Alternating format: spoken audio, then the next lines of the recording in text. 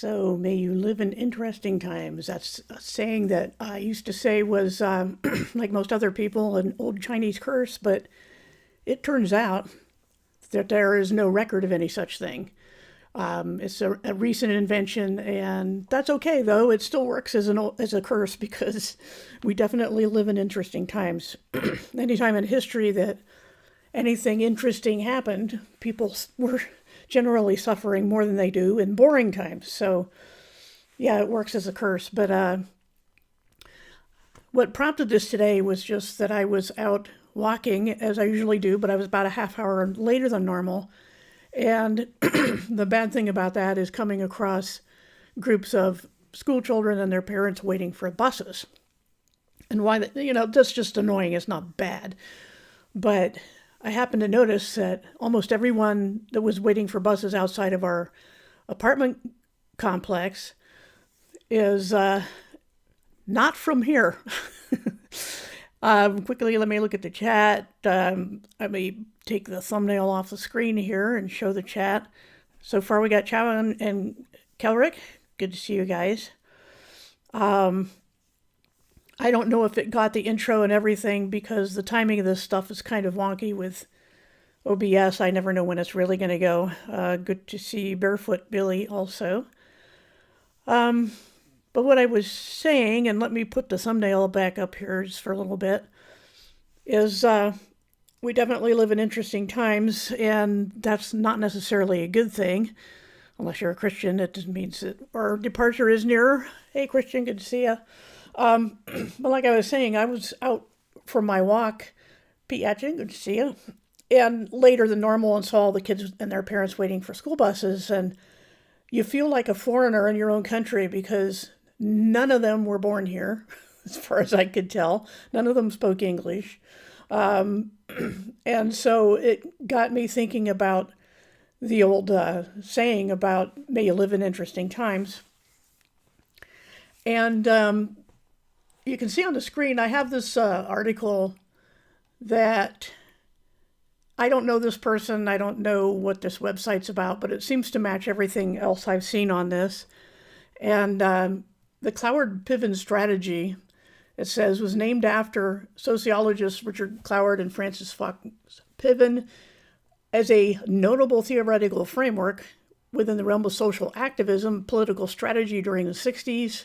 So this goes a ways back.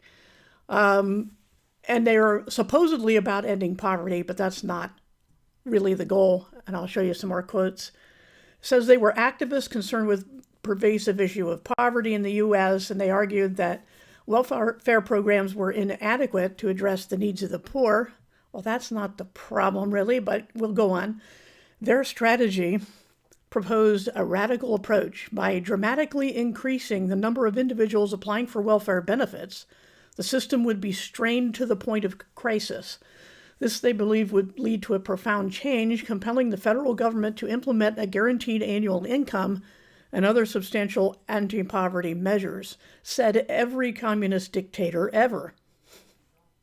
That's the communist way. I'm not, sometimes I hear the phrase in my head, McCarthy was right, but this is the strategy, the Marxist strategy for making the government your God and your nanny, cradle to grave, because we don't want anyone to be poor. But as the saying goes, communism is equally shared misery.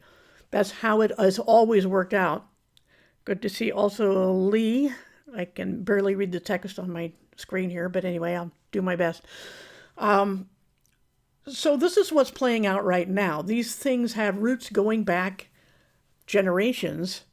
And anybody who thinks they're going to overturn it with one election or something is delusional. Because this is what we're up against. It's in every institution, not just in the U.S., but in the entire world. And this does have biblical prophetic applications, of course, as anyone could probably see. I want to show a couple of slides. This one is from my website. It's not easy to read on the screen there because I wanted to show the whole thing.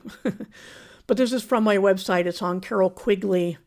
I was talking about the Council on Foreign Relations. That's what CFR is. And the section I have here says the CFR embraces members of both major American political parties. It's not a partisan organization. Voters are led to believe that by choosing between the Democrat and Republican parties, they have a choice. They think they're participating in their own political destiny, but that's an illusion. To a collectivist like Professor Quigley, it's necessary illusion to prevent the voters from meddling into the important affairs of state. If you have ever wondered why the two American parties appear so different at election time but so similar afterward, listen carefully to Quigley's approving overview of American politics. And keep in mind, this is from, I believe, also the 60s.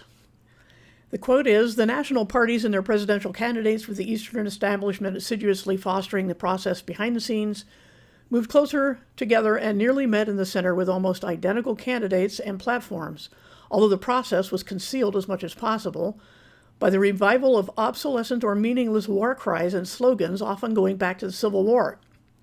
The argument that the two parties should represent opposed ideals and policies, one perhaps of the right and the other of the left, is a foolish idea acceptable only to the doctrinaire and academic thinkers.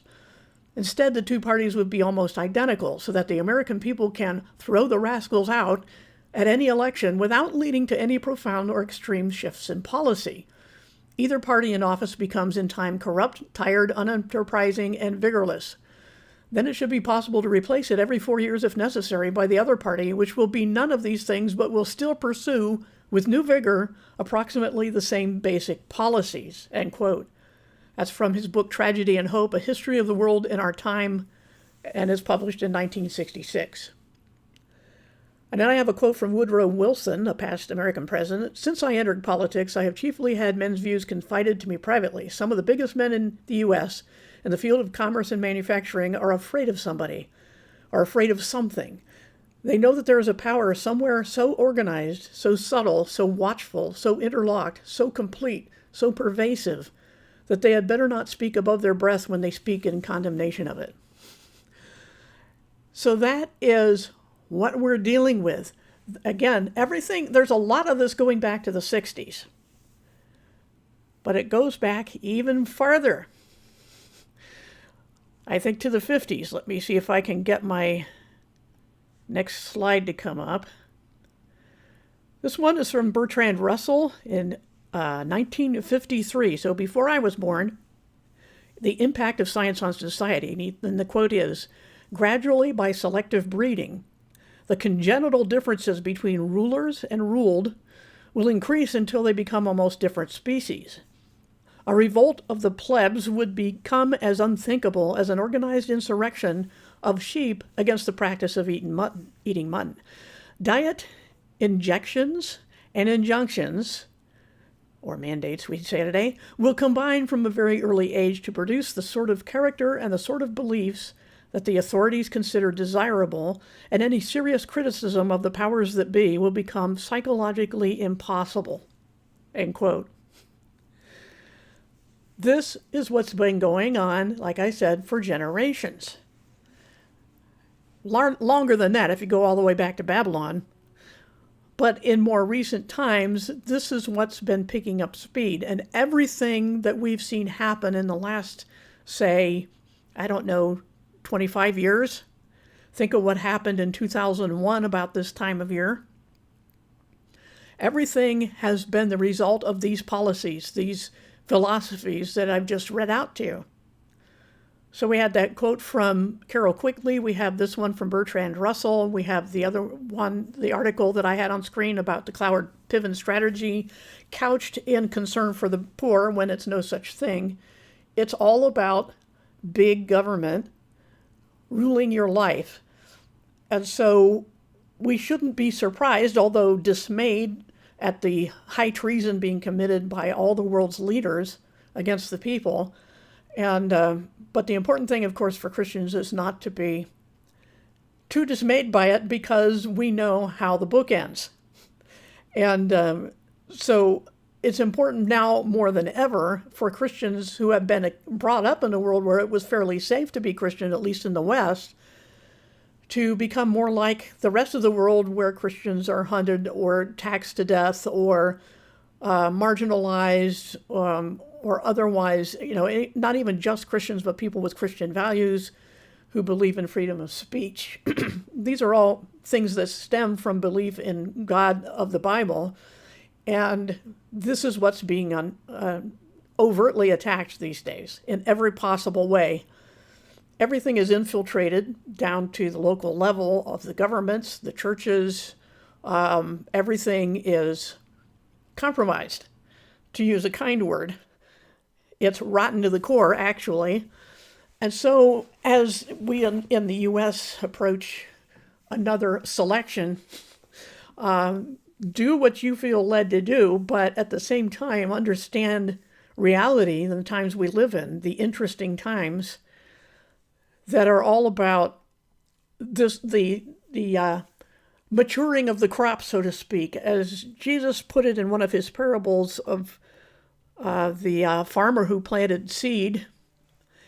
Let me see if I can find that real quick. Let me put the slides back down here and go to the browser and see if I can find the one about the parable I want to tell you about, which is an enemy, I think will find me the thing. Yes, Matthew 13, the parable of the weeds. And let me get the thumbnail back off the screen. I thought I had done that, but I didn't. And so here we are, Matthew 13, and verse 24. The kingdom of the heavens is like someone who scattered good seed in his field, but during the night while everyone was asleep, his enemy came and scattered wheat weeds or tares all over the place and went away. So when the grain sprouted and grew, so did the weeds. Then the workers went to the owner and told him, "Sir, didn't you plant good seed in your field? So where did these wheat weeds come from?" "An enemy did this," he replied. "Do you want us to go and pull them out?" asked the workers. "No," he answered. "In the process of pulling the weeds, you might accidentally uproot the wheat. Let them all grow together," key, "until the harvest. Then I'll tell the reapers, first gather up the weeds and tie them into bundles to be burned, and then gather up the wheat and put it in my silo." And then Jesus explains the parable down in verse 36. After dismissing the crowd, Jesus went into the house. His disciples asked him, explain the parable of the weeds. So he explained, the one who planted good seed represents the human, or the Son of Man. That's what Son of Man means, only in the biblical context, for a particular Son of Man, that being the Messiah. So he is the one who planted good seed. The field represents the world. The good seed represents the citizens of the kingdom. The weeds represent the slaves of the evil one.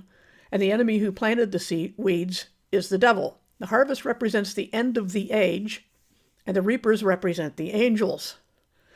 Just as the weeds are gathered and burned, so also will it be at the end of the age. The human will send out his angels, and they will uproot from his kingdom all traps and all who are lawless. These will be thrown into the blazing furnace, where they will lament and grind their teeth. But the righteous will shine like the sun in the kingdom of their Father. Whoever has ears, listen, which is apparently a Hebraism of the time, or that just of Judea.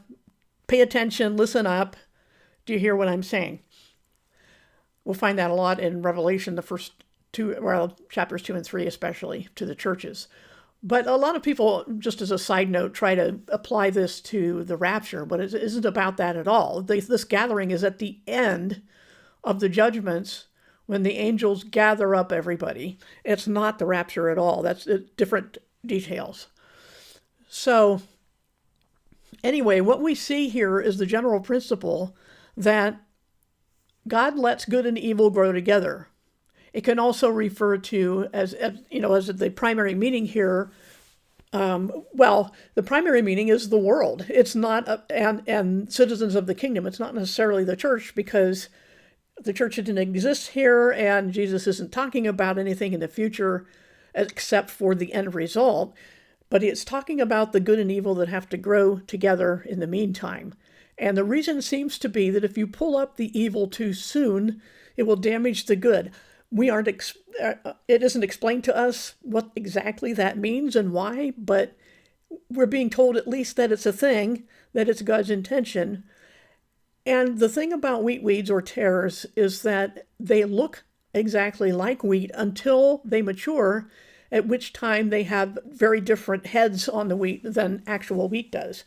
And so it's not till the end that you can tell one from the other, because apparently the angels are tasked with separating them. So it may have something to do with them. I had a little footnote here that explains some of that wheat weeds are very difficult to distinguish from wheat.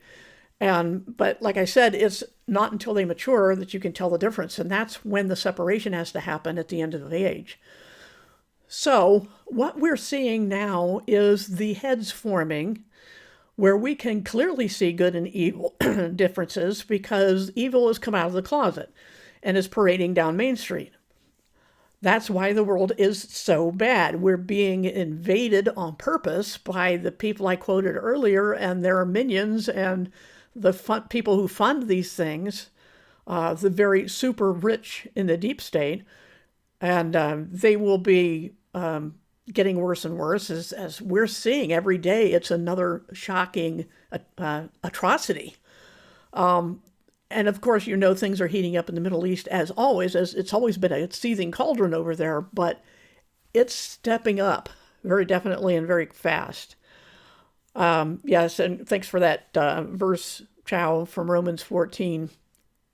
And also Philippians 2:5-11 ends with the phrase that every knee will bow before Jesus and acknowledge that Jesus is Lord, to the glory of God the Father. And so we can tell where we are in history by the overt expression of evil, the forming of the heads of the fake wheat.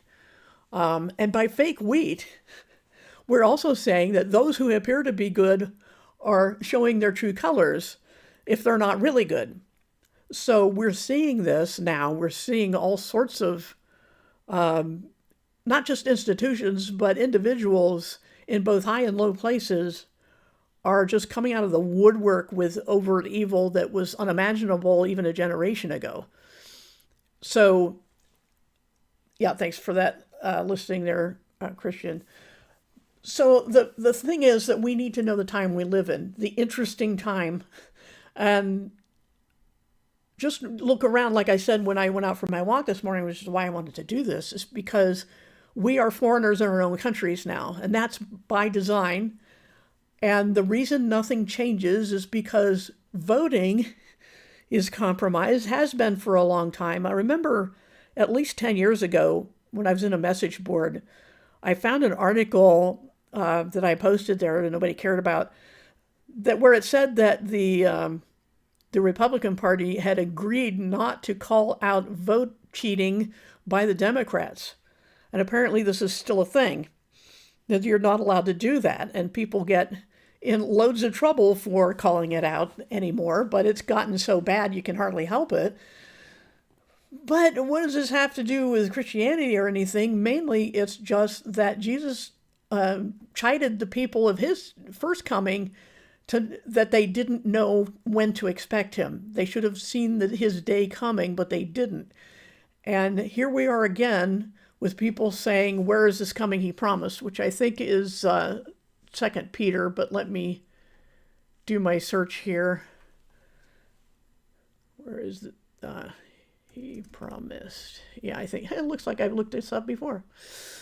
2 Peter 3. Let's see, starting verse 3, understand above all that in the last days mockers will come, because mockery is what they crave, saying, where is this coming he promised?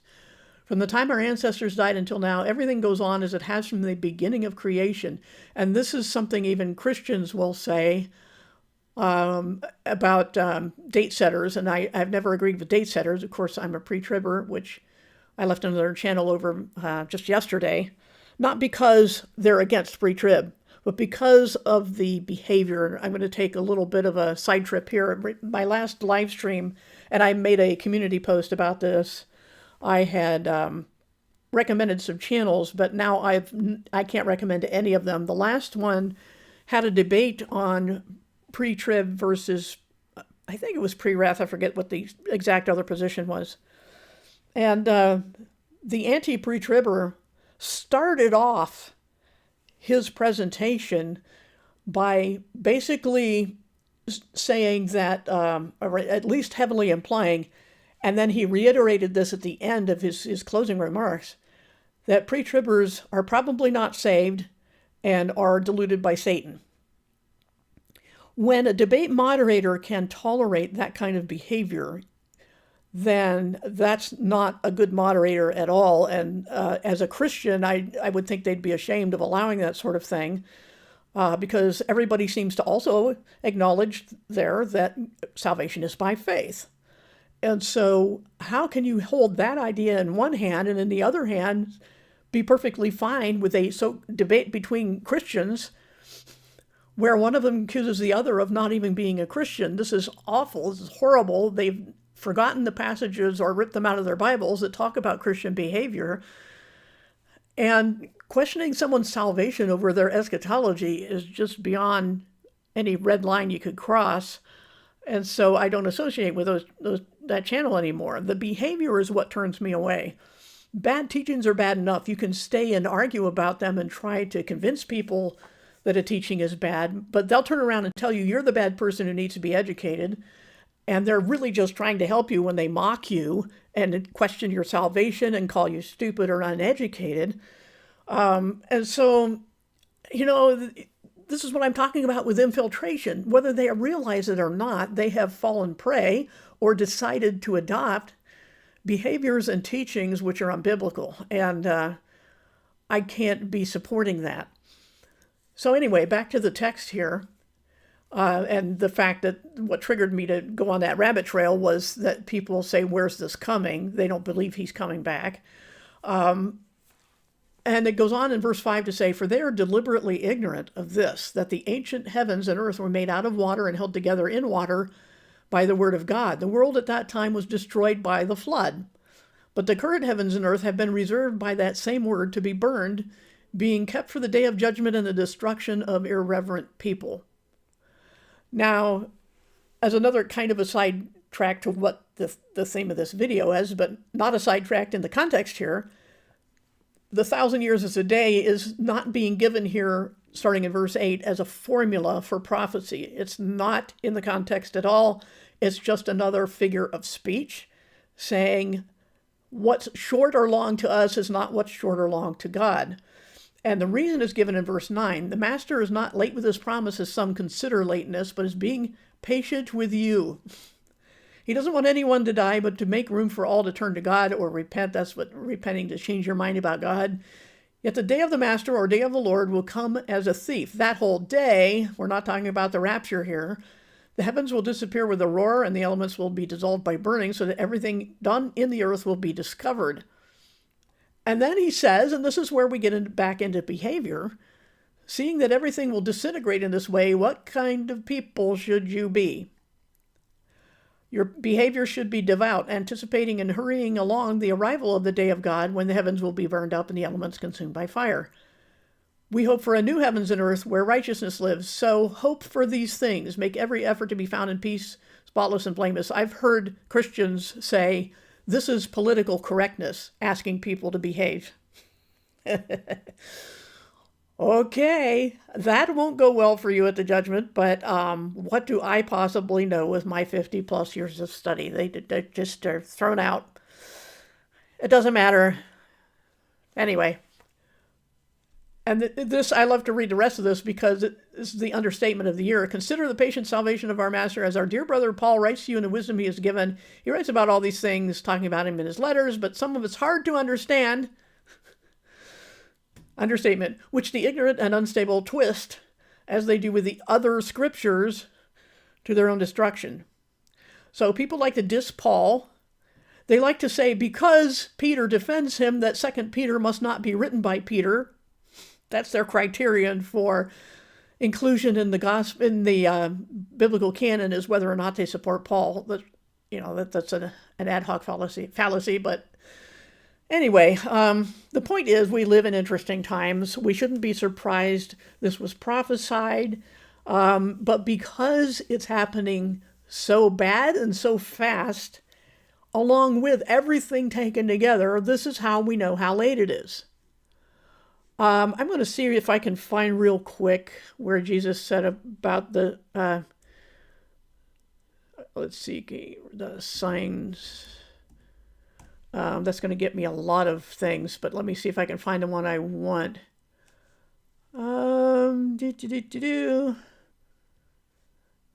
Let's see. I'm looking for it says where you can read the signs of the sky. Oh, there. No, that's not it. Let's see. Well, I've gone past that. Something about the weather or the sky.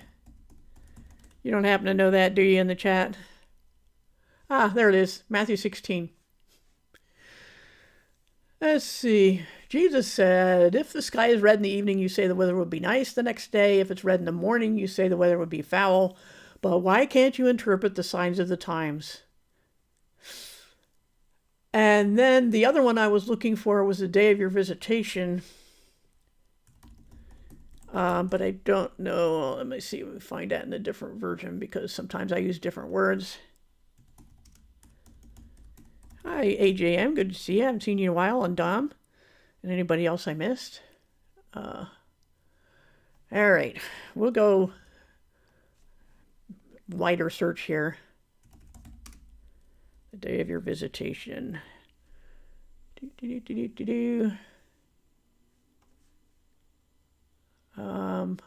Let's see. Luke 19. Yeah, there we go. So we go to Luke 19. Luke 19.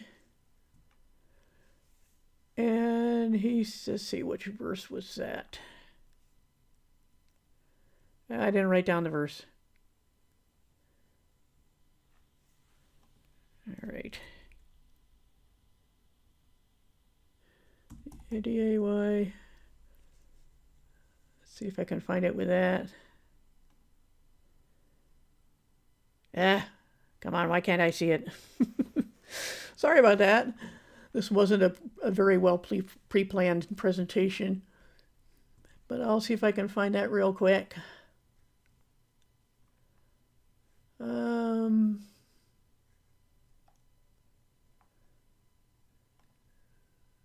Okay, well, I don't know what happened to it. Let me go back to that search that I did online. Luke 19, what? 42.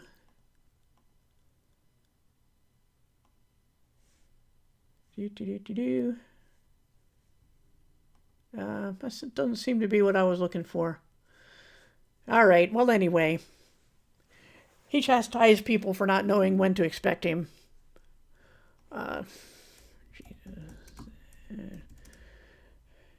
Didn't sign of appearing. Let's try that one. Let's see what we got here. Watch the sign. Okay, Matthew 24:42. Watch. Therefore, if you don't know what hour your Lord is coming, that's not exactly what I was looking for. Nope. I'm going to spend this whole live stream trying to find out. Hey, Wendy, good to see you again. Yeah, you'll have to listen to the first part of it when I knew what I was talking about and had something to say. But right now, I'm just like, day of visitation. Because I'm trying to find that.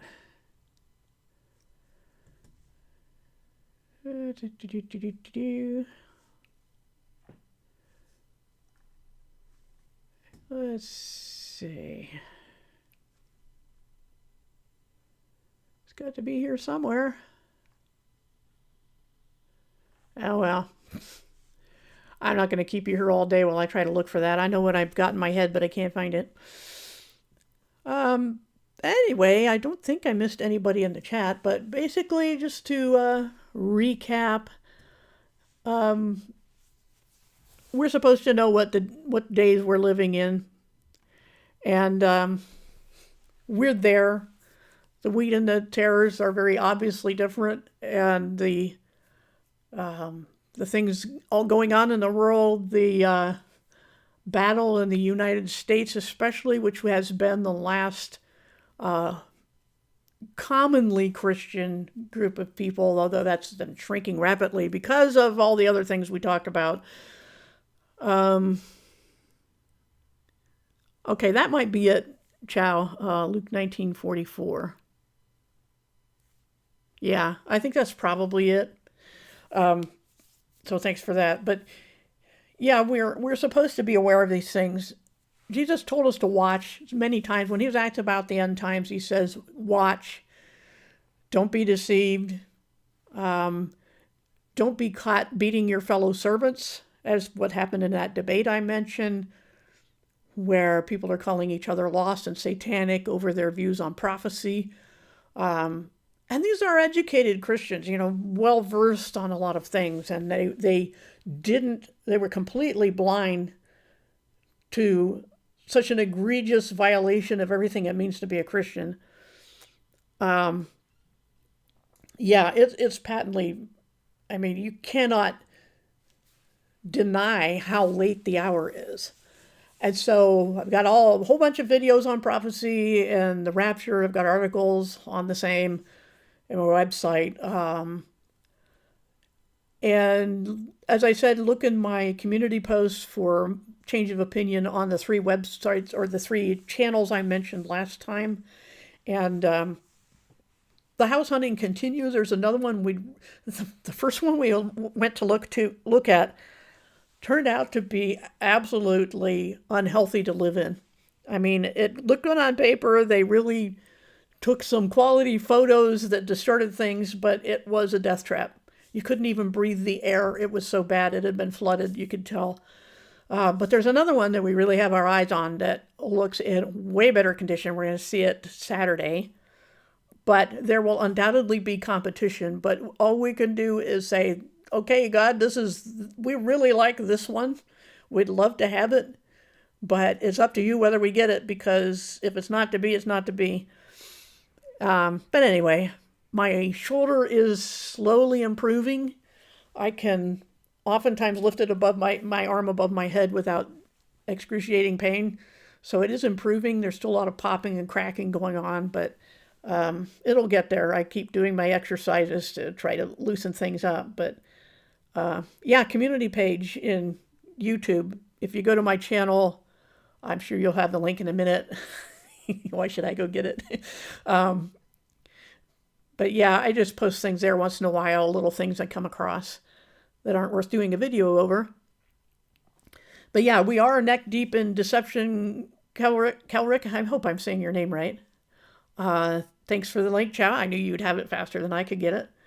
And if you see anybody else, some of you who know us just hang around with the Flat Earth channels, which I don't go to anymore. I've had enough of the things I explained last week or last video. Yeah, if you see them, invite them over. I was almost thinking about getting some sort of social media account, but in times past when I've tried that, it's still a matter of whether you have followers in social media that you can bring over, and I'm not going to have any of those, so what good would it do me to have social media? So anyway, that's apparently how you get popular videos on YouTube, unless you just have a channel that appeals to pop culture, which is not what I'm going to be doing. Pops suffers from a cold shoulder. Yeah, mine, I was injured. I had the bad sense to take up disc golfing, and I noticed that my shoulder was kind of getting crunchy when I threw, and then one day I lost my balance on a throw and fell over on my right side, and the next day was when I had all that extreme pain. So this is muscles and tendons. I think I've got, I've had an injury years ago from something I did to my left shoulder, but this is something entirely different. I've got arthritis in all my other joints, so why not? But still, this is, I'm fairly positive is muscles and tendons. But the crackling noises, I mean, I can feel the, you know, like ropes rolling over each other in my arm, in my upper arm. But the pain isn't as bad as it was. So that's a good thing. And part of me involving this house hunt is like, but if we get a house, does that mean Jesus isn't coming back very soon? I don't know what I want here. Well, I know what I want. I'd rather he came back in, 5 minutes from now, but can't always have what we want. We need to all be kicking the back seat, the back of the driver's seat and saying, are we there yet? I want to get out, and praying for his soon return. So, yeah, I just wanted, like I said at the beginning, I was out for a walk, noticed that I feel like a foreigner in my own country that I was born in, and my parents and their parents were born in. And that's by design. It was planned at least as far back as the 60s for the current things going on in the U.S., way farther back than that for other things, 50s. So, like I said, if anyone thinks they're going to overthrow this with one election, they're delusional. Even if I think there's a quote attributed to Marx or Lenin or somebody like that, or maybe even, who was it? One of the dictators that said it's not the votes that count, it's who counts the votes. Might have been Stalin or somebody like that. Yeah, 5 minutes from now works for me. I know people are still getting saved, but the Bible tells us to pray for his return. And why wouldn't we? Why should the bride not look forward to her wedding just because she has single friends? It doesn't make any sense. She should do everything she can to get them to find somebody, right? But like anybody else would. But the analogy here is that as Christians, there's nothing wrong with us for wanting Jesus to return because we want to be in heaven with him. There's nothing wrong with that. It's commended. There's a crown of righteousness that the Apostle Paul wrote about for those who long for his appearing. And at the end of Revelation, it says, even so come, Lord Jesus. So why not? That's just biblical. And it's up to God, and it's up to people deciding whether or not to accept the offer of adoption. But at the same time, while we're here, before he comes, we need to be getting the gospel out so that there's more coming as possible. And he comes sooner, the more of us, especially the Bible says that the full number of Gentiles is what's the timing factor there. So if we go to here in number of, and that's in, let's see, it's in 1 Corinthians, I think. No, it might be Romans. Yeah, Romans 11:25. Partial callousness has come upon Israel until the full number of believers from other nations has come in. So this is what determines the time that Jesus comes for us, as he promised at the Last Supper when he says, well, let's go get that. So John 14, I'm pretty sure. John 14. Yeah. Many residences in my Father's home. I'm going there to prepare a place for you. Where is our place? There. Where Jesus is going. In my Father's home, he said. So he's going to his Father's home to prepare a place there for us. Not here on earth. And then he says, once I have, I will return to you. Not you will return to me, but I will return to you and accept you as my own so you can be where I am. This is the promise. This is the nearest thing you'll find to a message for the church, because he's talking to his disciples at the Last Supper just before that church is going to be born. And that's how we know what happens when. As far as sequence goes, we don't know the day. Don't listen to date setters. Some of them have, like there used to be this guy named Scotty Clark that completely abandoned pre-trib because he was notorious for making one date set after another. People told him, don't do that. He didn't listen. And then he says, now he's like, nah, I don't believe in the rapture at all. Or at least not pre-trib. I'm pretty sure he doesn't believe in it at all. But yeah, those are the times we live in. He could come at any moment. So spread the gospel, clean up your act, whatever you got to do, and don't listen to people who set dates. Don't also listen to people on the other extreme who say, "Where is this coming? He promised he will come, and it will be soon." By we look at the signs of the times, so it all fits together. So anyway, yeah. So if you can spread, links to the channel or the master link and all my stuff to people. I don't really care whether I can get monetized. It seems to keep hovering around 200 watch hours. I notice on a lot of videos, people watch like maybe 10 minutes out of an hour on average. So it's, immaterial to me whether we get monetized or not. But like I said, I'd rather, we just get out of here. Yes, it's selfish, but Jesus said, "Pray that you may escape all these things." So there's nothing wrong with that. Thanks for that from Romans 15, Wendy. And yep, spread the gospel. So I think I'm going to shut down for today. Thanks for that link of links there, Chow. There's a lot of people from the crowd I used to hang around with over at Nathan's that might be interested if they're Christians. Be nice to see them here.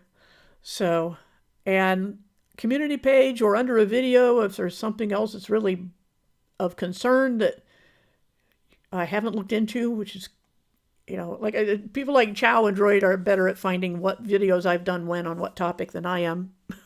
I can hardly keep track anymore. But thanks for coming, and we'll see you all soon one way or another. Take care.